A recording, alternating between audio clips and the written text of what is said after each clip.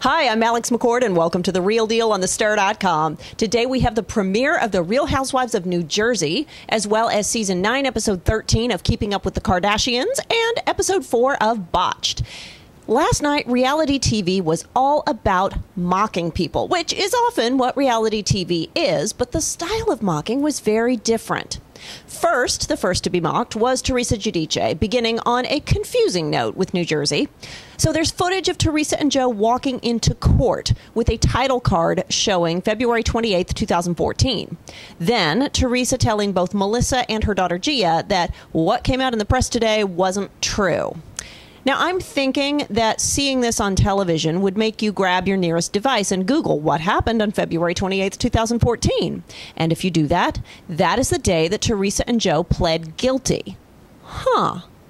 Well, a couple of things could be going on here. Number one, Teresa could be lying to her sister-in-law and daughter in order to try and sweep it under the rug or protect them or just stop talking about it. Or Teresa saying what came out today wasn't true could have been spliced together with the footage of the court appearance and the title card. So if it's door number two, why would the editors do that? Well, they could be annoyed with Teresa for not cooperating with them this season, for hiding in the background, not starting fights, not being a good housewife. Or it could be counterbalance. Go with me here for a second. If all they showed in last night's premiere episode was sympathetic footage of Gia crying, Joe's family circling the ranks, the heartbreaking footage that was so poignant of Joe's father, Frank, hugging them at the end, who later passed away, if all they showed was that, then they would be accused of glossing over Teresa's actions and glorifying their crimes. So perhaps it was a little point and counterpoint. In any case, after the opener, we go back in time 3 months to the beginning of the production period. And here we see a series of unbelievable, did she just say that? Moments from Teresa. All our money is going to attorneys. I want to put it away for college. So that makes you think, well, why don't you just pay back what you owe? A lot of people are going through what I am. No, you're not, unless you're Apollo Nida. I had a normal life and now I'm in a nightmare. Okay, well, that is probably pretty true. And finally, she's coming out with a dessert line to pay her legal fees. Well, as someone who has been through merchandising and starting businesses and whatnot, if she wanted to pay her legal fees, she should probably go get an office job. Anyway, the person to put the button on all of Teresa's troubles is actually her younger daughter, Melania, who says, I can do whatever I want and you can't. Truer words were never spoken, my dear. Depending on what you, the viewer, think of Teresa, this might be too mean or not mean enough. I appreciate what the editors did here. They included all the statements by Teresa that were in denial. But you know what they did not do? They did not have any other cast members reacting to her and giving commentary. So we, the audience, are the Greek chorus this time around, not the other housewives. Moving on, it is the return of Dina Manzo, who mocks herself so much that the editors don't need to. There's major swag on Dina's entrance with the leather pants and the heels walking up to the door. And straight out of the gate, we see an alliance between Dina and Teresa. As she says, I'd love to be your wing woman. Okay, now we know where the battle lines are drawn. Last but not least on New Jersey, there are 3 new housewives to meet. First, we go to Colts Neck to meet Amber Marchese, childhood friend of Melissa. Amber gets the first big event of the season, and this might be because she is brand new and wants to impress everyone by throwing a big party. Her husband, Jim, brings in a whole dead pig and scares the children, and they cry. Amber admits she's wound way too tightly and is quickly set up as the one that everyone's going to hate this season. Now, this is crazy. While at the beginning of this franchise, Danielle Staub was set up to be an unwilling villain, this time Amber is coming in trying to be the villain. It's fascinating. She takes vicious aim at Melissa Gorga straight off the bat. Amber went the career path and Melissa wanted to marry money. Melissa ignored her when she had cancer, sent a Facebook message that Amber can't produce. That's fishy to me. Melissa probably seems to be thinking, who is this new person and why do I have to deal with her? Love her or hate her, Amber scores points right away with the producers by putting a primary cast member on the defensive. Not only does she hate Melissa, she's not too happy with her new housewives either. She's so mad she makes up new words like etiquette. That's a new one for me. Did she mean ecstasy or etiquette? Add to this Amber making an enormous deal about making her children behave, so of course we see them picking their noses and punching each other. Next, it is the twins, or the sextuplets, if you count each twin's twins. Teresa and Nicole Napolitano. Raise your hand if you're getting a Gym Tan Laundry vibe from these two. Teresa's husband, Reno, has 2 restaurants, one in Little Italy, and really, really terrible jokes. And poor man, Reno did not realize he was attending a filmed party, not an actual party, so he has no fun and gets sloppy drunk.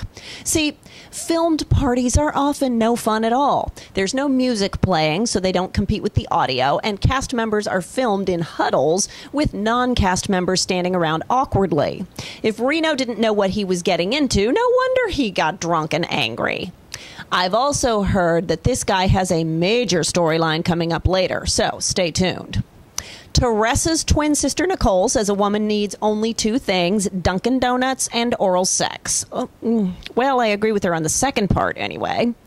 The one part of the premiere of The Real Housewives of New Jersey that was not a mockery was the final conversation with Frank Giudice. And that is the sort of scene that makes this whole crazy reality television ride bearable, when you can capture moments like that. Next up on the mockery train, it is the Kardashians with drunky monkey Khloe. Well, the flavor of mockery is totally different on the Kardashians, and it is all down to Mama Kris Jenner being an executive producer. While Khloe is seen acting out over the end of her marriage to Lamar Odom, she is clearly portrayed as being in pain, not being stupid. The story is pieced together to show a young woman crying out for help and trying to make sense of her new life rather than being a messy train wreck. So compare Khloe Kardashian to Sonia Morgan for a second. One you want to hug, the other you want to mock. And it is all down to what the other cast members say about them in confessional interviews. If you see a cast member saying, "Oh, she's delusional, oh, she's crazy," you believe it. If you see a Kardashian sister say, "She's in pain," you also believe it. Final stop on the mockery train today is Botched, where we have the craziest story yet, plus a little teeth in each story this time. I think that maybe in episode 4 we've gotten used to seeing the horrible heartbreak of bad surgery, followed by the amazing reveal of the fixed and final product. So producers Evolution are trying to mix it up a little bit. And don't forget that Evolution is the original Housewives production company, and they still do Orange County, Beverly Hills, and Vanderpump Rules.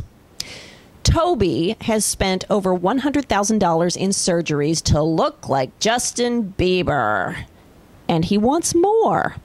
Toward the end of the episode, we finally see him meet with Doctors Terry and Paul and be rejected because nothing that he's done has been botched. But first, we have a whole episode of seeing that Toby is truly crazy. He talks about what a great musician he is personally and makes one of the biggest mistakes you can ever make on reality TV. Unless your voice is as good as Adele's, do not allow TV cameras to film you in the recording studio, because the only thing they will use are the off-key, horrible outtakes. The 2 actual surgeries this week both had elements of conflict that we haven't seen before. First, we have the upside-down implants of Charlotte Olhausen. She never told her father that her surgery was botched, and he had sold his boat to pay for the surgery that went wrong. So you've got an emotional father-daughter conversation, plus the added drama of hurt feelings. See, so far on Botched, the only time we've ever seen criticism of the real patients is either by the patients themselves or by the doctors in a clinical manner referring to the botched surgeries. This time, we actually see some interpersonal criticism. Charlotte is about to be a bridesmaid, and she tries on dresses with the bride and the mother of the bride. And I spoke to Charlotte last night on Twitter, and she confirmed that the bride and her mother were not aware of how badly they hurt Charlotte's feelings talking about her breasts in front of her. I'm hoping once they see this episode, they can all have an honest conversation and move forward. Finally, we have Dr. Terry's pretty amazing fix of Desiree's Tijuana tummy tuck for $2,500. Whew, boy. Yet another cautionary tale of plastic surgery. You get what you pay for. $2,500 can buy you a hot dress, maybe some shoes, but not a tummy tuck. This is probably the farthest the doctors have gone toward actually lecturing a patient, saying, "What were you thinking? This is crazy. How could you ever agree to this?" Well, despite that, the fix is amazing. And I also noticed from a production standpoint that Dr. Nassif scrubbed in on Desiree's procedure. Now, I think the only reason that he did this was because otherwise he wasn't in the episode much. Notice also that Terry will bring Paul in by kind of making fun of him again, which is good TV and also brings Paul back into the episode.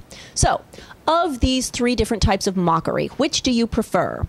The vicious, the gentle, or the clinical? Let me know what you thought in the comments. For now, I'm Alex McCord. You are watching The Real Deal on thestir.com, and I will see you tomorrow.